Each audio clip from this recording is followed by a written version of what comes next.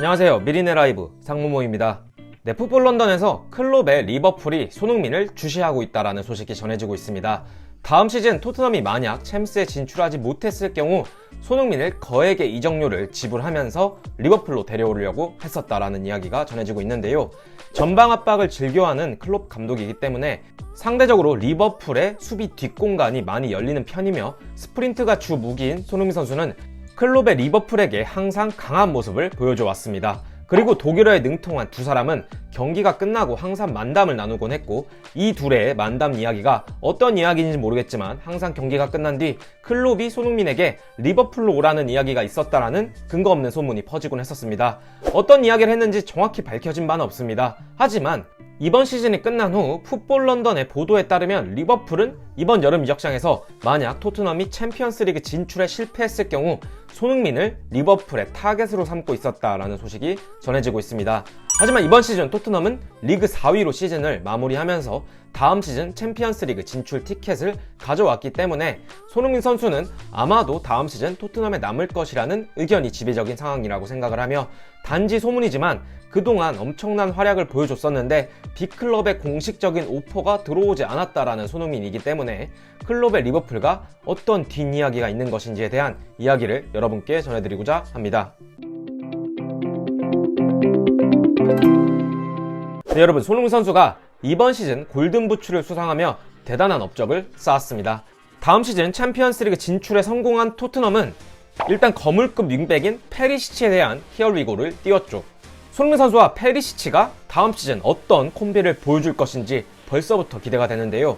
토트넘은 페리시치 영입에 이적료를 단 한 푼도 지불하지 않았습니다. 하지만 여러분, 토트넘은 공식적으로 구단 성명서를 통해 이번 여름 이적 시장에서 2,400억 원 이상의 이적료를 통해 선수 보강을 할 것이라고 공식 성명서를 내보냈습니다. 그만큼 토트넘은 이번 여름 이적 시장에서 선수단의 대대적인 개편을 통해 다음 시즌에서는 리그에서나 챔피언스 리그에서 더 높은 곳으로 자리매김할 것임을 공공연하게 밝혔는데요. 토트넘의 이런 선수단 개편 중심에는 손흥민과 케인이 있습니다. 케인도 토트넘 잔류를 희망한다는 이야기가 나오고 있는 상황이며, 득점왕을 차지한 손흥민 없이는 이제 토트넘 구단을 논할 수 없는 상황이 되었죠.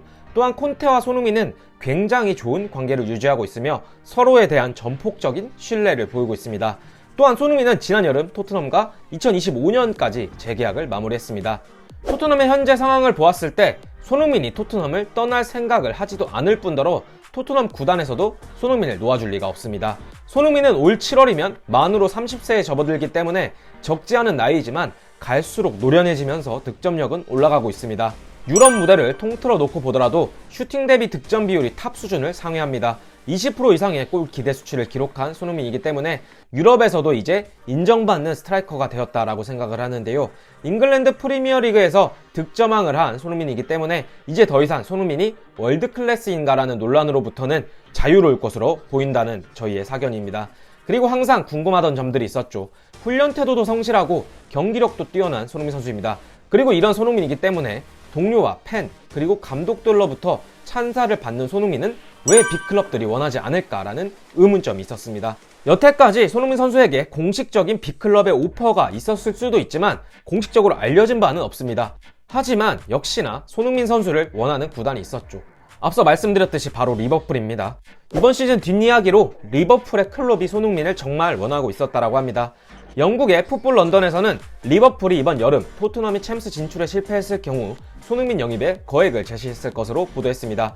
클롭 감독은 오랫동안 손흥민 영입을 열망해 왔으며 이번 여름 마네와 살라를 잃을 경우에 대비해 손흥민 영입 계획을 세운 것으로 보인다.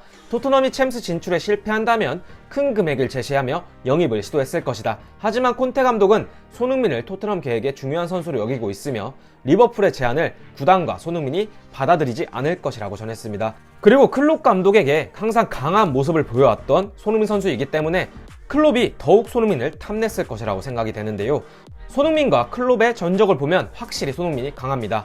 분데스리가 시절만 따져도 손흥민은 클롭에게 무려 5골을 뽑아냈습니다. 그리고 손흥민과 클롭이 프리미어리그에서 맞붙은 2015년 이후로 손흥민의 토트넘은 12경기에서 1승 4무 7패의 성적을 거두었으나 손흥민은 리그 최강팀 리버풀과의 경기에서 4개의 득점을 올렸습니다. 클롭이 자신을 상대로 강한 모습을 보여왔던 선수를 영입하는 것은 어찌 보면 당연합니다. 또한 마네가 떠날 수도 있다고 하니 더더욱이나 그 공백을 메꿔야 되는 것은 사실이죠. 하지만 토트넘과 재계약을 진행한 손흥민은 팀에 대한 애착이 누구보다 강한 선수이고 현재 콘테라는 우승 청부사 밑에서 다음 시즌 팀의 우승을 위해 더 집중할 것으로 보이는 게 사실입니다. 그리고 손흥민 입장에서도 현재 만으로 곧 30대에 접어들기 때문에 굳이 환경의 변화를 통해 이적을 감행했다가 현재 좋은 폼에 영향을 줄 수 있기 때문에 변화보다는 안정적인 환경을 택할 것으로 보이고 다음 시즌에는 토트넘이 거액의 이적료를 들여서 많은 선수들이 영입 리스트에 올리고 있으니 손흥민과 토트넘에게도 더 많은 기회가 찾아올 것으로 예상을 하고 있습니다. 클롭의 리버풀이 손흥민을 한두 시즌 전에만 토트넘에게 이적료를 두둑히 챙겨줬더라면 빨간 유니폼을 입은 손흥민 선수를 볼 수도 있지 않았을까 싶네요. 이번 영상은 여기까지이고 영상 끝까지 시청해주셔서 감사드립니다. 오늘 저희의 영상이 괜찮으셨다면 구독과 좋아요 그리고 알람 설정 부탁드리면서 영상 마치도록 하겠습니다. 감사합니다.